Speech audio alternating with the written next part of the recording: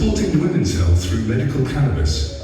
It's time to highlight the importance of advocating for better medical cannabis policies to support women's reproductive and general health. Halima Al-Hatimy, Ryerson University.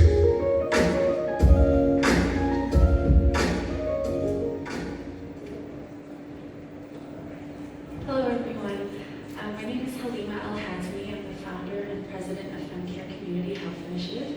It is an honor and distinct privilege to be here with you today.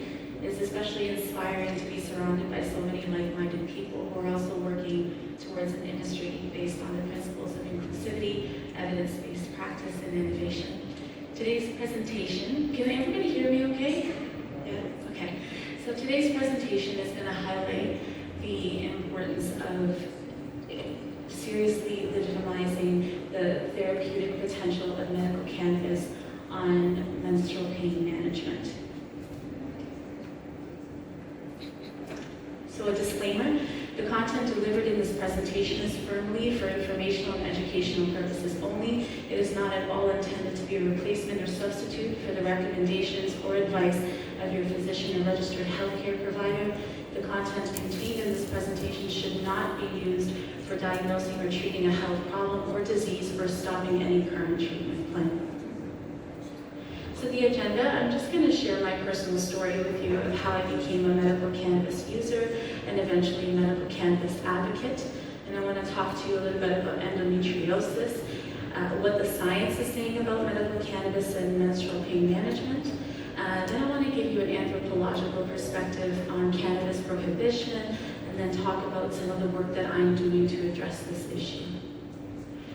So I have gone through a great deal of trauma in my life, but for the purposes of this presentation, I'm going to focus on my traumatic experiences with menstruation and sexuality.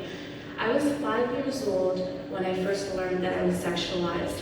I was molested by a family friend, and that would set the stage for multiple accounts of sexual abuse, sexual assault, and rape throughout my childhood and my teen years. At the age of 11 years old, I got my first period. I remember my father shaming and humiliating me in front of the entire family, and I got no support from my mother, so I really had no idea what was going on with my body, and that was my introduction to menstruation. At the age of 13 years old, my father started abusing me even more by withholding the funds that I needed to buy menstrual products. So oftentimes I'd have to panhandle for the money, or I would overuse or misuse these products. At the age of 15, I was abducted by my father to Kenya. I was abducted with my mother, who suffers from bipolar depression and schizophrenia. I experienced severe forms of period poverty while I was out there, and also exposed to frightening degrees of oppression against women. I was almost married off as a child bride, but I managed to organize my escape by contacting the Canadian Embassy. After 7 months, I managed to return to Canada in one piece. I lived with my legal guardian at the time, who was also extremely abusive, so at the age of 17 years old, I left and decided to track out on my own. Fast forward to when I was 27 years old, I was diagnosed with a condition known as endometriosis, which I'll explain later in the presentation. At the age of 29, I was diagnosed with premenstrual dysphoric disorder, which is a menstrual-related mental health condition which is characterized by mood swings, irritability, extreme fatigue and exhaustion, and just a general dysphoria towards life, as well as suicidal ideation. After trying NSAIDs, opioids, anxiolytics, antidepressants, hormone therapy, and being resistant to doing surgery, I decided to look at alternative ways to treat these menstrual-related conditions. And so I changed my diet, created a fitness plan for myself, and I also started studying the effects of medical cannabis on menstrual pain management. After perusing a number of online forums and studying the minimal research that was out there, I decided to give it a try. My medical physician at the time was very ignorant towards medical cannabis, which prompted me to find a doctor who was more compassionate towards my situation. Medical cannabis has helped me manage these debilitating symptoms. As a result of using cannabis, I no longer experience debilitating symptoms than I used to before I had it. The depression and anxiety are easier to manage. The suicidal ideation is also easier to deal with, and sometimes I don't really experience it as often anymore, and it's also helped tremendously with managing the painful cramps. So what is endometriosis? Menstrual health is a very broad topic. There's a lot of research, there's not a lot of research, but there are different research studies about different menstrual related issues, but for the purpose of this presentation, I'm going to focus specifically on endometriosis.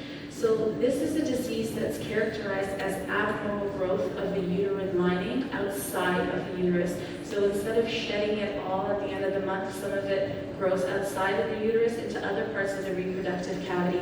And depending on how extensive it is, it may also spread to neighboring organs like the bladder and the colon. It causes extreme pain, debilitating pain and fatigue.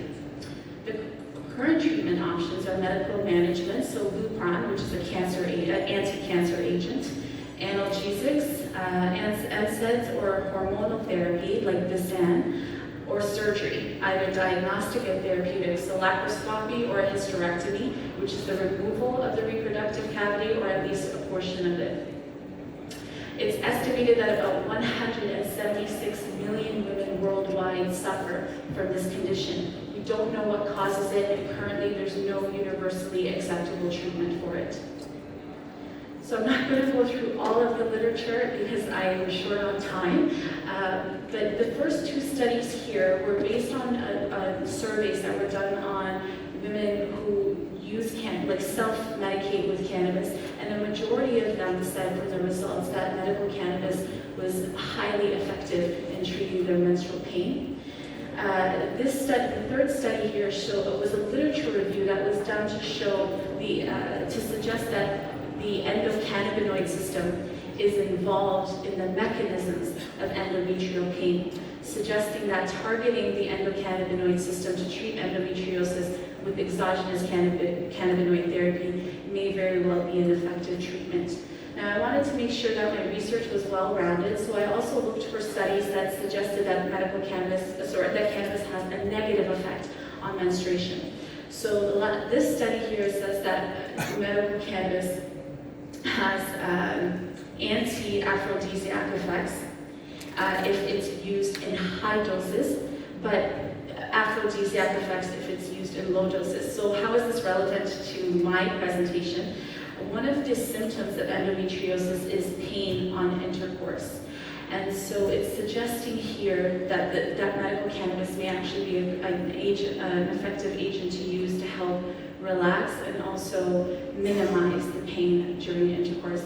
I myself use it, and I myself use it before engaging in sexual activity, and it's been very helpful for me.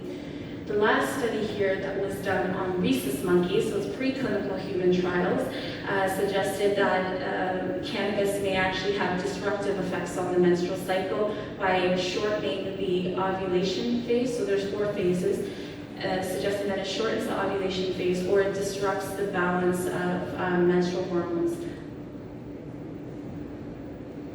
So in an anthropological perspective, cannabis, I couldn't help but, when I was doing my research, I couldn't help but make the comparison between cannabis prohibition and the witch hunts of the early modern era. As we're moving towards an increasingly digitalized economy and society, we're finding that there are tons of support groups that are opening up for different issues. Endometriosis, there are thousands of online forums to support people who suffer with endometriosis. However, there's a major health equity issue here because in some parts of the world, it's still considered illegal even as a medicine, whereas in other parts, people are still able to use it. And so oftentimes in these forums, when they list the rules of engagement, one of the rules on there says no discussions of medical cannabis, absolutely no discussion whatsoever. And so these policies the current cannabis policies are actually inhibiting our access to information and our access and our ability to build community with other people who can also relate to our trials and tribulations. So the great witch hunt of the early modern era, is anybody familiar with that time period at all here? So on my spare time, I take great interest in studying the great witch hunt. I don't know why, but I actually found that it really helps with my advocacy work. The reason why I make the comparison is because 80% of the people who were prosecuted during the witch hunt were women, and they were women who were accused of healing with plant medicine or other using plant medicine. Now, we all know throughout history that women's entrepreneurship has always been based on agriculture, farming, plants, herbs, spices, etc. And so the prohibition of plant medicine was actually a prohibition, was actually a way to keep women in poverty, basically, and to continue to oppress and control women and disempower women. And so that's why I make the comparison. Now, when I realized that there were similarities between cannabis, the modern cannabis prohibition, as well as the great witch hunt of the early modern era, I decided to do more research to see if anybody else agreed with me on that. And I came across Eugene Oscapella, who is a criminal justice lawyer, a professor, drug reform advocate, and a human rights activist, and he's based in Ottawa, Ontario, so he's a fellow Canadian. And he actually wrote an essay known as the Witch Hunts and Chemical McCarthyism. So I pulled this quote out of his essay because I thought it was really relevant to my presentation. So he says, "These laws have dishonored the purpose of the criminal law, to contribute to the maintenance of a just, peaceful, and safe society. They have evolved instead into the tools for a modern-day witch hunt. The drug crisis is a replay of the ancient battle between faith and science, between the haves and the have-nots, and the judges and the judged." So what is the solution? What are we currently doing?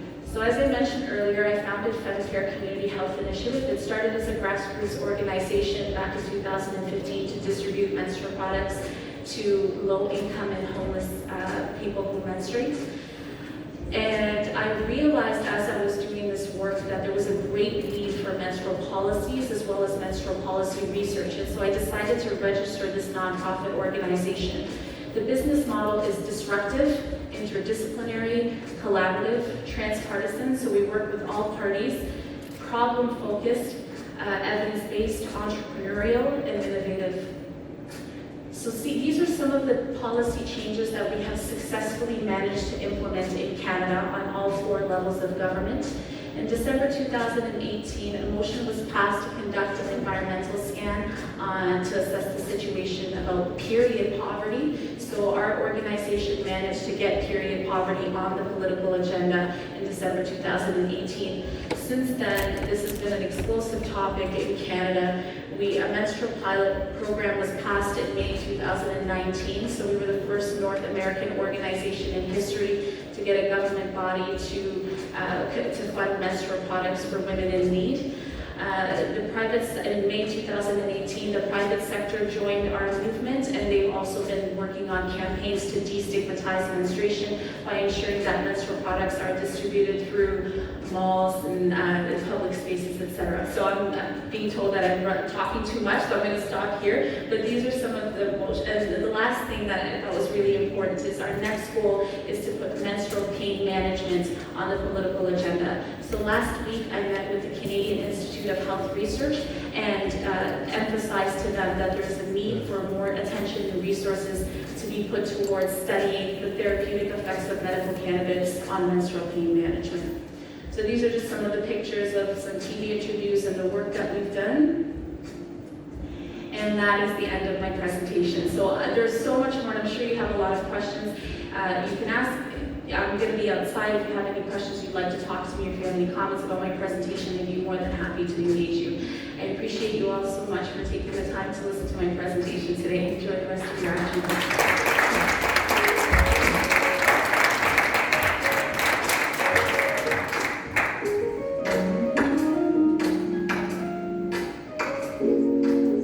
Treating PTSD with CBD.